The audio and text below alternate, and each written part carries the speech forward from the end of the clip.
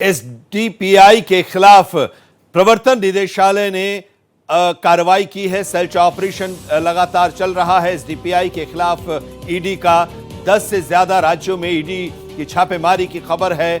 दिल्ली, उत्तर प्रदेश, चेन्नई और झारखंड में ईडी की तलाशी अभियान चल रही है और इसके साथ ही केरल और आंध्र प्रदेश में भी सर्च ऑपरेशन की खबर है। पीएफआई की सहयोगी राजनीतिक पार्टी है एसडीपीआई, जिसके खिलाफ अब कार्रवाई ईडी कर रही है। 10 राज्यों में उसके ठिकानों पर छापेमारी हो रही है।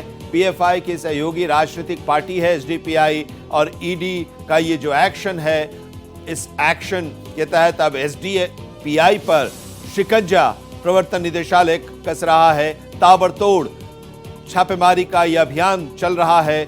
10 राज्यों में छापेमारी हो रही है। पीएफआई की सहयोगी है ये एसडीपीआई और ईडी की कार्रवाई उसके खिलाफ चल रही है। 10 से ज्यादा राज्यों में ये छापेमारी हो रही है। दिल्ली, उत्तर प्रदेश, चेन्नई और झारखंड में तलाशी अभियान चल रहा है और इसके साथ ही केरल और आंध्र प्रदेश में भी ये सर्च ऑपरेशन चल रहा है। पीएफआई के खिलाफ लगातार कार्रवाई हुई, छापेमारी हुई, कई दस्तावेज भी बरामद किए गए, हिरासत में भी कई लोगों को लिए गए, उनसे पूछताछ हुई और उस पूछताछ के आधार पर जो इनपुट मिले हैं, उस इनपुट के आधार पर अब एसडीपीआई के ठिकानों पर भी छापेमारी हो रही है। और आपको हम 2 तस्वीरें छापेमारी की दिखा रहे हैं। पहली तस्वीर दिल्ली की है, जबकि दूसरी तस्वीर महाराष्ट्र के ठाणे की है। 2 ये तस्वीरें ईडी के एक्शन की। छापेमारी 10 राज्यों में अलग अलग ठिकानों पर एसडीपीआई के जो ठिकाने हैं उस पर छापेमारी हो रही है और ये तस्वीर हम आपको दिखा रहे हैं। दिल्ली में ईडी की छापेमारी एसडीपीआई के ठिकाने पर और महाराष्ट्र के ठाणे में भी छापेमारी की कार्रवाई हुई है। दक्षिण भारत के भी राज्य में कार्रवाई हुई है।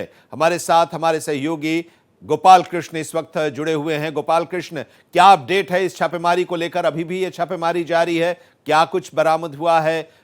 इसके बारे में कुछ जानकारी मिल पा रही है आपके सूत्रों के जरिए? देखिए आनंद विजय जी, बिल्कुल अभी छापेमारी जारी है और कई अहम दस्तावेज आरोपों से संबंधित ईडी को हाथ लगे हैं। हालांकि ईडी ने उन दस्तावेजों के को लेकर के कोई भी जानकारी साझा करने से फिलहाल इनकार किया है, क्योंकि इस मामले में जो एसडीपीआई का अध्यक्ष था उसको गिरफ्तार किया गया था और उसको 6 दिन की रिमांड पर पटियाला हाउस कोर्ट ने भेजा था, क्योंकि आईजीआई एयरपोर्ट से उसके एमके फैजी की गिरफ्तारी होती है और उस ईडी द्वारा पूछताछ के बाद ईडी ने यह कार्रवाई आज शुरू की है। 12 जगहों पर यह छापेमारी ईडी द्वारा की जा रही है, जिसमें लखनऊ, चेन्नई, झारखंड, केरल और साथ ही दिल्ली, आंध्र प्रदेश और कोलकाता शामिल है, जहां पर यह छापेमारी की जा रही है। ईडी के अधिकारियों के मुताबिक यह छापेमारी सुबह एक साथ शुरू की गई है 12 जगहों पर और अभी भी छापेमारी चल रही है। खंगालने की यह कोशिश की जा रही है कि आखिर किस तरीके से यह संगठन काम करता है और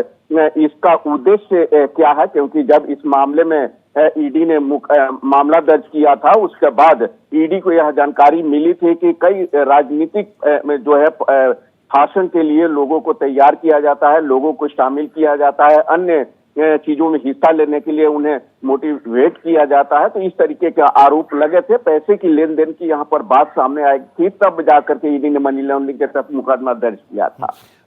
अगर पीएफआई के खिलाफ कार्रवाई की बात करें तो पीएफआई के खिलाफ लगातार ये कार्रवाई चल रही है और कई लोगों को गिरफ्तार भी किया गया। पूछताछ के आधार पर जो इनपुट्स मिले थे उसी के आधार पर ये एसडीपीआई के ठिकानों पर छापेमारी हो रही है। जी बिल्कुल आनंद जी, क्योंकि 27वीं गिरफ्तारी थी एमके फैजी की, जो एसडीपीआई के प्रेसिडेंट था, उसको गिरफ्तार किया गया था। 2018-19 में 11 करोड़ रुपया नगद इसको चंदा मिला था। उसी सिलसिले में ईडी ने इसके खिलाफ जांच शुरू की थी, क्योंकि जब इसका गठन 2009 में किया गया था तो अप्रैल 2010 में निर्वाचन आयोग के पास इसे पंजीकृत भी कराया गया था और लगातार एजेंसियों के नजरों में था, क्योंकि ये लगातार अन्य गतिविधियों में हिस्सा ले रहा था।